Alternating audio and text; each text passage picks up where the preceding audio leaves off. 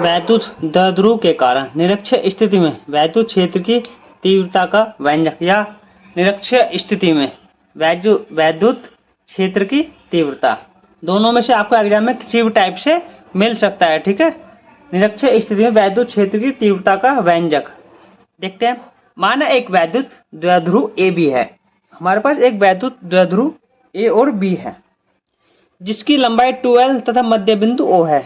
जिसकी लंबाई जो है, ये लंबाई है इसकी 2l है और मध्य बिंदु O है। O से r मीटर की दूरी पर एक बिंदु P है जिस पर वैद्युत क्षेत्र की तीव्रता ज्ञात करनी है। O से बिंदु O से r मीटर की दूरी पर बिंदु P है जिस पर वैद्युत क्षेत्र की तीव्रता ज्ञात करनी है।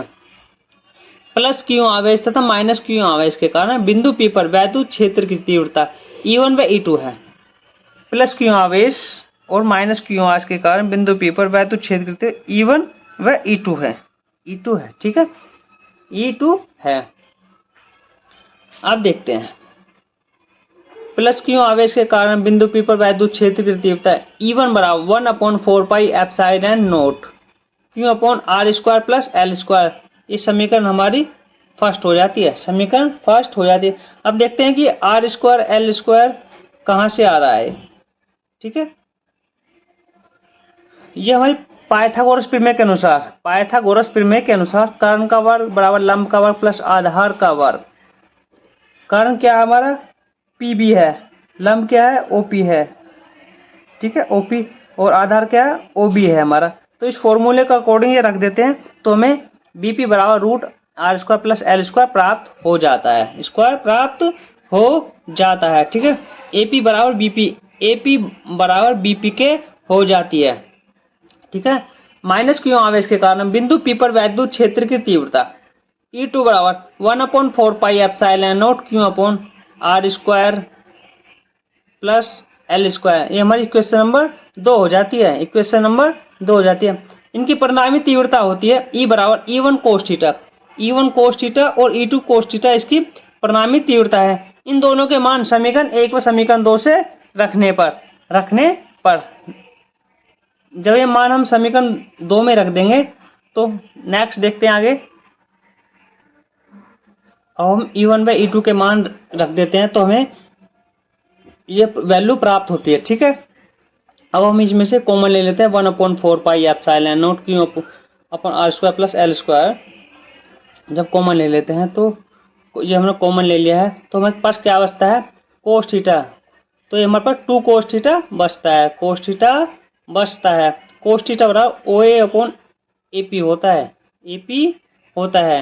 ठीक है, अब ये कहाँ से आया इसको देखते हैं। कोस थीटा बराबर L upon root are square रखने पर इसको देखते हैं ये कहाँ से आया है। ये हमारा O A upon A P, O A upon A P, O A हमारा एल है। जब हमारा टोटल 2l है तो हम इसको हाफ कर देंगे, आधा आधा कर देंगे तो ये हमारा एल हो जाएगा। तो ये ओ ए हमारा एल हो जाता है और ए पी बराबर बी पी के होता है, ए पी बराबर बी पी के होता है। तो ये हमारा root are square L square हो जाता है। ठीक है, आर स्क्वायर एल स्क्वायर हो जाता है, ये यहाँ से लिया है हमने। ठीक है,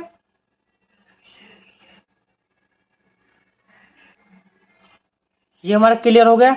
अब नेक्स्ट देखते हैं, अब इसको कर्णीय रूप में लिखते हैं। कर्णीय जिसके ऊपर कुछ नहीं होता उसके पावर 1 होती है, एक होती है। इस रूट को हम कर्णीय के रूप में लिखते हैं तो 1/2 हो जाता है, 1/2 हो जाता है। ठीक है, रूट को कर्णीय के रूप में लिखते हैं तो R square plus L square का 1/2 हो जाता है,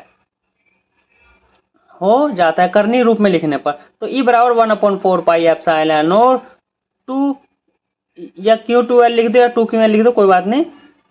Q2L upon are square plus L square 1 + 1/2 हो जाता है। तो PQL बराबर 2QL बराबर P रखने पर। ठीक है, जब इसको P रखते हैं तो हमारा E बराबर 1/4 pi epsilon naught P upon are square L square 3/2 हो जाता है। ये कैसे हो गया, ये 2 एकम 2 और 1 3, 3/2 हो जाता है, 3/2 हो जाता है। यदि L की तुलना में R की, अब L का मान R की अपेक्षा कम हो